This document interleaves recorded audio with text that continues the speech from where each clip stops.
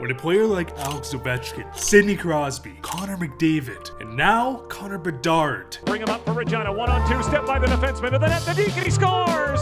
Oh my! Pops up on a team's radar, we see monumental tanking efforts, aka let's try to lose as many games in hopes of drafting a generational talent. Because players like this have the ability to single-handedly change the direction of a franchise, which in many cases has led to winning a Stanley Cup.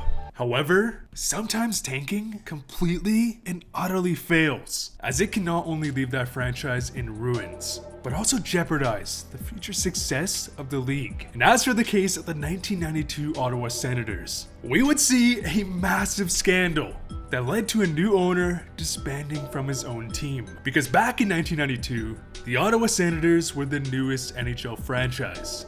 And although they were backed by an exciting Canadian fan base, they had what was perhaps the worst single season record in NHL history, as they would finish the year with a 10-70-2 record, as the expansion draft back in the day was nowhere near as fruitful, as they basically had an AHL team going against some of the greatest teams ever assembled. This was the season Mario Lemieux would miss 24 games from cancer treatment, only to return and win the Art Ross by a landslide with 160 points in 60 games, meaning in a full season, he was on pace for 219 points, which would have surpassed Gretzky. But I digress. This team was so bad that they would win one game in their first 21 games. But there was a bright side, because the next quote-unquote generational star was in the upcoming draft. And all this failure started to create a conversation. Fans were hearing rumors that the Sens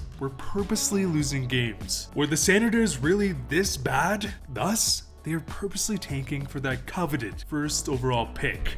But here's the thing, purposely losing games is a massive no-no, especially in professional sports that are regulated and has ties to sports gambling. Because in the final stretch of the 92-93 season, Ottawa, who was competing in an epic tank-off with the San Jose Sharks, needed to lose a handful of games to secure the first overall pick. And by no surprise, they would lose. However, it was reported by the Ottawa Citizen that Firestone, the owner of the Senators, had a secret plan to assure they lost, even if it meant pulling the goalie to lose the game. And well, what do you know? 2 days before this story broke, the Senators owner Firestone would just so happen to disband from the team, stating this was just a coincidence. I swear, come on guys. But it worked. They would get the first overall pick. They did it right. Good job, Ottawa Senators, as they would draft their guy in Alex Daigle, the next franchise piece in the NHL. Yet, he would become one of the biggest busts in NHL history. It didn't help his team was a shit show, and even though they got the first overall pick, it didn't matter, as this team would amount to being nothing but a first round exit at best. And not only that, Firestone was the reason that their arena is built in a suburb and not actually in Ottawa. And this is why the Senators, as a Canadian franchise, are experiencing serious financial problems. In all due respect, this man is the reason why Ottawa has an NHL team, but the drama to get there was ridiculous. And not until many years later, with the emergence of Daniel Alfredson, Jason Spezza, Danny friggin' Heatley, would this team finally see some success.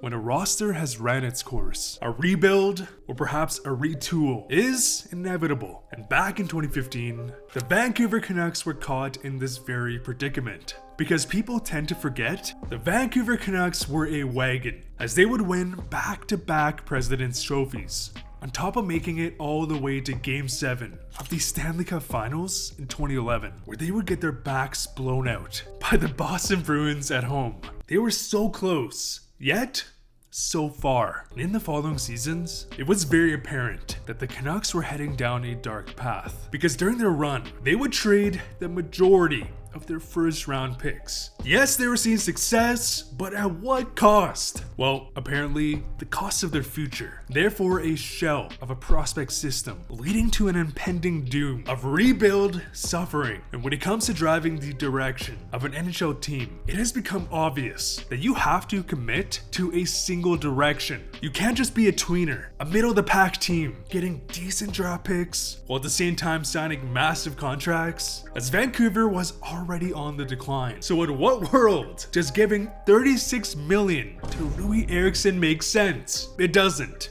Even if Louis Eriksson is a 25-goal scorer, it doesn't make sense. Yes, you'll win more games, sell more tickets, but as a result, your team will be stuck in constant mediocrity, which to me is the worst outcome. Look at a team like Colorado. They would commit to a rebuild, drafting Duchesne, which would become Bowen Byram, Nathan McKinnon, Gabriel Landeskog, Mikko Rantanen, Cale Makar. They committed to a rebuild as they would shed their horrific contracts and were left with an empty slate full of potential superstars.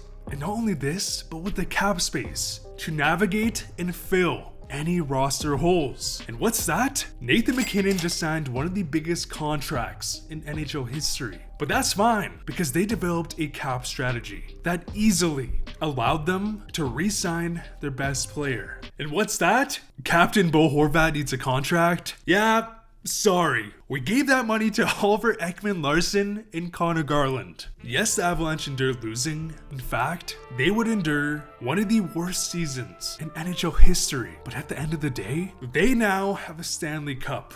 Whereas for the Canucks, yes, they've drafted some instrumental pieces in Pettersson, Hughes, Horvat, Demko, but their constant efforts to sign and make trades for veterans, which ate up all of their cap space, would result in them never being bad enough to be last, but also not good enough to make the playoffs, and not enough cap flexibility to fill their massive holes. Like, you know, a shutdown defenseman. This hasn't just been a 3-year rebuild. The Vancouver Canucks are now entering year 10, I repeat, year 10 of their quote-unquote retooling, not fully rebuilding phase. And not only that, in a year where the Canucks had a very optimistic roster, they have now set an NHL record, as they would lose 7 straight games at the start of the season, which included them having a 2-goal lead in the first 4 losses. And this is where the problem lies in the NHL. I feel like some NHL ownership groups have way too much say in team operations.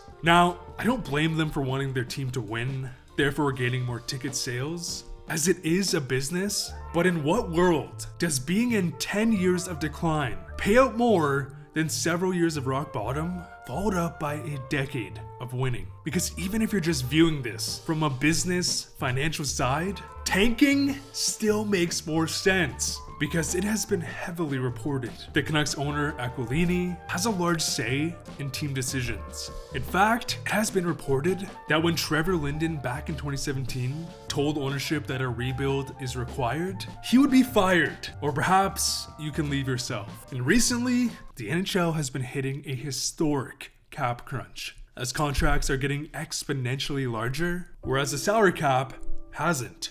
And when a Canadian market team, such as the Canucks, doesn't see any form of success over a decade, it doesn't only impact that team's bottom line and their future success, but it can cause serious implications for the rest of the NHL, as the NHL uses a revenue share system. So when big markets fail to meet expectations, it'll impact the whole league, as the big market teams must see success in order for the NHL as a whole to grow. And as for the Canucks, it's not like they've suffered from unforeseen circumstances. No, they have buried themselves over and over again that they might be the first NHL team to have to do a rebuild in the middle of a 10-year rebuild.